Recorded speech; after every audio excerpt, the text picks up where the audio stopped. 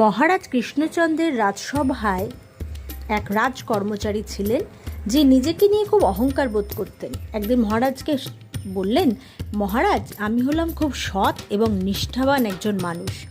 ঘুষ কাকে বলে আমি জানি না, আমি জীবনে আজ পর্যন্ত কারো কাছে ঘুষ নিইনি।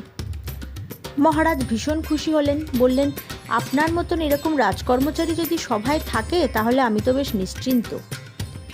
গোপাল ভাঁড় কথাগুলো সব শুনছিল এবং গোপাল ভাঁড় এও জানে যে ওই রাজকর্মচারী কত বড় ঘুষখোর।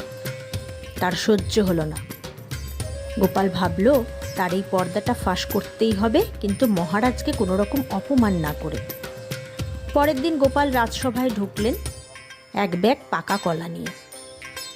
মহারাজকে বললেন, মহারাজ, আমি আজ একটা খেলা খেলতে চাই। মহারাজ বললেন, ভালোই তো, খেলো, কি করতে হবে বলে। গোপাল বললেন, এখানে 10টা পাকা কলা আছে, আমি 10 জন মানুষকে দেব, তারা হাতে ছুঁয়ে সেটা ফেরত দেবে। যে ঘুষখোর মানুষ তার কলা যাবে পেকে, নষ্ট হয়ে যাবে।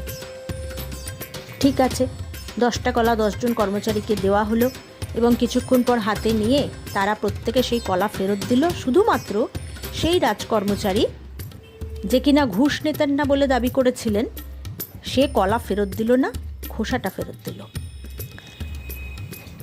এই দেখে গোপাল ভাঁড় মহারাজকে বললেন, মহারাজ, ওই রাজকর্মচারী অনেক বড় সুদখোর।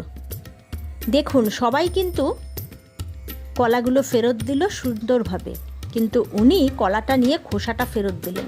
উনি ভাবলেন তার হাত তো ঘুষে ভরা, এবারে সেই কলা তো অবশ্যই পচে নষ্ট হয়ে যাওয়ার কথা, এই ভয়ে উনি কলাটাই ফেরত দিলেন না। সেই রাজকর্মচারী লজ্জায় মাথা নামালেন। মহারাজ কৃষ্ণচন্দ্র গোপালের এই বুদ্ধির প্রশংসা না করে পারলেন না। তখন গোপাল ভাঁড় হাসতে হাসতে বলল, মহারাজ, পাকা কলা শুধু খেতেই ভালো লাগে না, পাকা কলা অনেক কিছু প্রমাণও করে।